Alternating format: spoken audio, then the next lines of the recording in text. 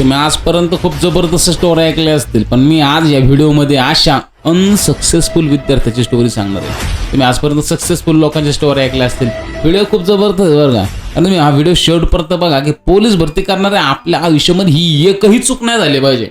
कारण की एक चूक आपल्याला खूप काही गोष्टी गमवाव्या लागतात एका चुकीमुळे. वर्ष 2 वर्ष वाया जातात. फक्त आपल्याला ते वर्ष वायाला जाऊन द्यायचे नाही मित्रांनो. व्हिडिओ खूप जबरदस्त आहे बरं का आणि एकदम रिअल. फक्त मी नाव बदलणार आहे त्या विद्यार्थ्याचं. एक अमोल नावाचा विद्यार्थी पोलीस भरती करतो. त्याचं वय 20. 1600 मीटर गोळाफेक आणि 100 मीटर ह्याच्यावर फुल फोकस असतो त्या विद्यार्थ्याचा. त्याचा अभ्यास आहे ना मित्रांनो 75-80 त्याची लेखी पहिल्यापासूनच. अजून अभ्यास केला त्याची 90 पर्यंत गेलीच जाणारच. पण त्याच्या डोक्यामध्येच एक की माझी लेखी चांगली आहे. समजलं, माझी लेखी चांगली आहे. मी ग्राउंड असं जबरदस्त करतो ना की 45+ मला मार्क पडले पाहिजे हे त्याच्या डोक्यामध्ये असायचं. त्याच्यामुळे त्याने काय सुरुवात केली असेल, 2 टाइम जबरदस्त ट्रेनिंगला सुरुवात केली. समजलं का. 2 टाइम ट्रेनिंग म्हणजे त्याला काय वाटलं, जास्त वर्कआउट केलं, जास्त व्यायाम केल्याच्या नंतर आहे ना मला जास्त मार्क पडतील. समजलं का. जास्त अभ्यास केल्याच्या नंतर नक्कीच तुम्हाला जास्त मार्क पडतील. पण जास्त व्यायाम केल्याच्या नंतर मित्रांनो बाकीचे पण डिसिप्लिन आहे. आपण फक्त ग्राउंडवरच व्यायाम करून मार्क नाही पाडू शकत. ग्राउंडच्या नंतर आपण जे आपल्या रूमवर येतो किंवा घरी येतो त्याच्यानंतर आपण काय डिसिप्लिनमध्ये राहतो ते सगळ्यात महत्त्वाचं आहे. आता इथून पुढे मी सांगतो तुम्हाला. 2 टाइम त्यांनी जबरदस्त प्रॅक्टिस सुरू केली. सकाळी स्प्रिंट वर्कआउट, परत संध्याकाळी स्ट्रेंथ वर्कआउट, परत स्प्रिंट वर्कआउट, परत यूट्यूबला टाकायचा कोणता वर्कआउट करायचा. 100 मीटर स्पीडसाठी, 1600 मीटरसाठी, मजबूत शरीर बनवण्यासाठी, बायसेप बनवण्यासाठी, लेग्स बनवण्यासाठी कोणते वर्कआउट करायचे हे यूट्यूबला टाकू त्याने ना एवढं वर्कआउट केला, जबरदस्त वर्कआउट केला. पण त्याची चूक कुठं झाली माहिती आहे का. ही तर सगळ्यात महत्त्वाची गोष्ट. वर्कआउट त्याने खूप जबरदस्त केला, युट्यूबवरून शिकला वगैरे सगळं शिकला. पण चूक झाली तर ती या ठिकाणी त्याने काय केलं माहिती आहे का, शरीराला अजिबात आराम नाही. सकाळी 6 ते 8 वर्कआउट केला, त्याच्यानंतर घरी येऊन लगेच उरकल्याच्या नंतर लगेच क्लास नंतर लगेचच त्याचे सेल्फ स्टडी सुरू व्हायचा. नंतर परत 5 वाजता 5 ते 6 6:30 वाजेपर्यंत परत ग्राउंडवरती. पण शरीराला जो आराम पाहिजे ना, कारण की शरीर थकतं रे, आपल्या शरीराला एक आराम पण पाहिजे, मेंदूला पण एक आराम पाहिजे. तो जर आराम त्याला नाही भेटला तर ते शरीर कसं काम करेल, बरोबर का नाही. तो शरीराला घासतोय पण शरीराला आरामच नाही, रेस्टच मिळाला नाही. आणि त्याच्यामध्ये आपल्याला दिवसभरामध्ये एखादी झोप लागते का नाही. एवढं 2 टाइम्स जर व्यायाम सुरू आहे तर झोप पण लागते. तेवढं शरीराला आराम भेटला पाहिजे, ती पण झोप त्याने घेतली नाही. पण दिवसभरामध्ये रात्रीचा तो फक्त 5 ते 6 तास अभ्यास करायचा. सकाळी उठून परत अभ्यास करायचा, रात्री पार 12 वाजेपर्यंत अभ्यास करायचा. मग तो त्याच्या याला पार हे झाला होता. कारण की युट्यूबला हे बघ एवढा अभ्यास केला पाहिजे 10 12 तास, ह्या चुका झाल्या. पण ह्याच्यामध्ये अजून एक गोष्ट खूप महत्वाची होती की डाएटही त्याप्रमाणे करायला लागतो. तुम्ही वर्कआउट जास्त करताय, तुम्ही गाडी पळवताय, पेट्रोलवर चाललाय, पण त्यात ऑइल कोण वाचणार, त्याला सर्व्हिसिंगची पण गरज आहे. ते जर तुम्ही केलं नाही तर तुमची गाडीचं इंजिन लॉक होणार. त्याच्यामुळं त्याच्याही गाडीचं इंजिन लॉक झालं तर का त्याने डाएटही केला नाही, तो फुल इंजुरीमध्ये गेला.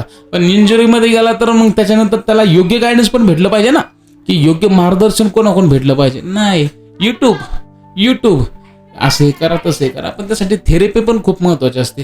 समजा थोडाफार दुखायला लागला तर बाबा आपण बर्फाने शिकू शकतो, चांगली स्ट्रेचिंग करू शकतो, रिकव्हरीसाठी आराम करू शकतो. ह्याही गोष्टी त्यांनी केल्या नाही.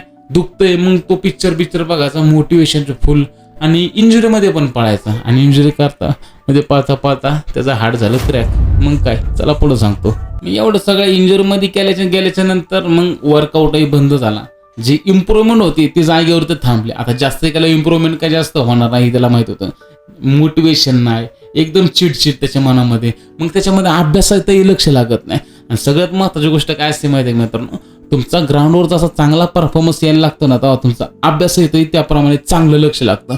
पण तुमचं जर ग्राउंडच वीक असेल ना तर डोक्यामध्ये ते पण विचार येतात, अरे 45 आणि 90चं हे गणित आपलं कधी सुटायचं, हा प्रश्न त्याच्या सतत मनामध्ये असतो. त्याच्या काय प्रत्येकाच्याच डोक्यामध्ये असतो. पण तुमचा जेव्हा ग्राउंडचा परफॉर्मन्स चांगला यायला लागतो ना, अभ्यास आहे आपण माणूस तेवढ्या इंटेन्सिटीने 100% तेवढं करतच असतो. आणि कसं तुम्हाला नाही आवडत तरी करायला लागणार आहे, तुम्हाला तिथपर्यंत पोहोचायचंय. बळच करायचंय, नाही आवडत तरी सुद्धा आवडतंय म्हणायचं आणि करायचं. समजलं का. मग काय आलं मुंबईचं ग्राउंड. मग मुंबईला त्याला पडले 39 मार्क.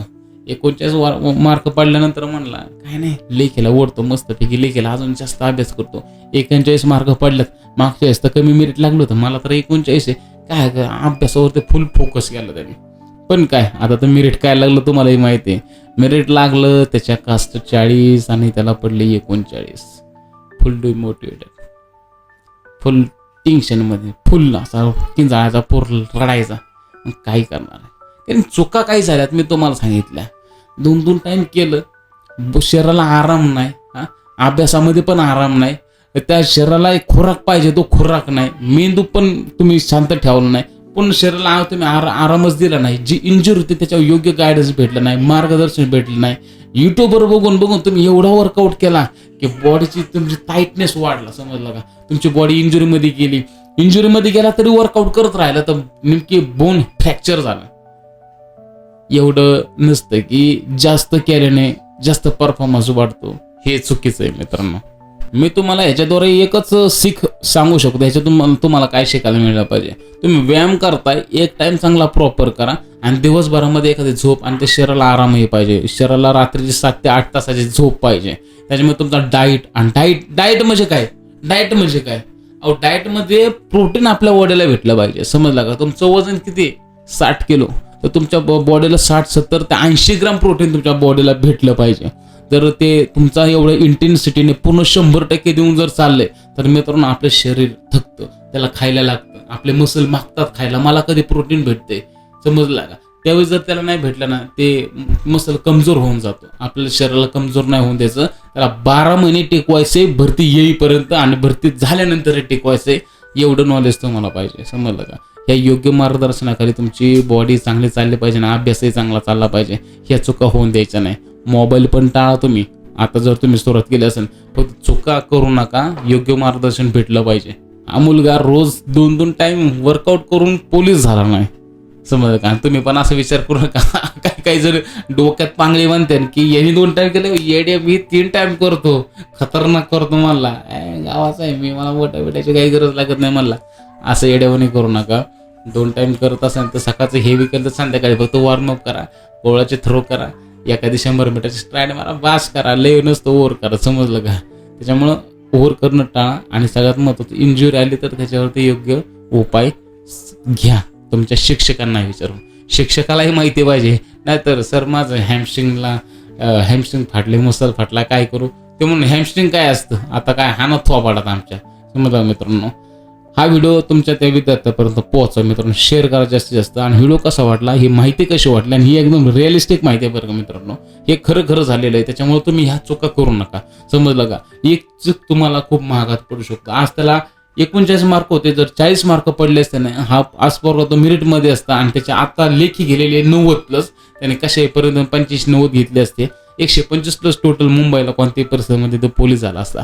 पण असतं ना एक, तिथे त्याला नाही भेटलं, समजलं का. मी आहे तुम्हाला मित्रांनो गायडन्स करायला. तुम्हाला प्रत्येक व्हिडिओमध्ये मी योग्य गायडन्स देतो मित्रांनो, आणि इथून पुढे करत राहणार. जय महाराष्ट्र. आणि काळजी घ्या, समजलं का. तुमची काळजी घ्यायला अजून तुमचं लग्न झालेलं नाही आमचं.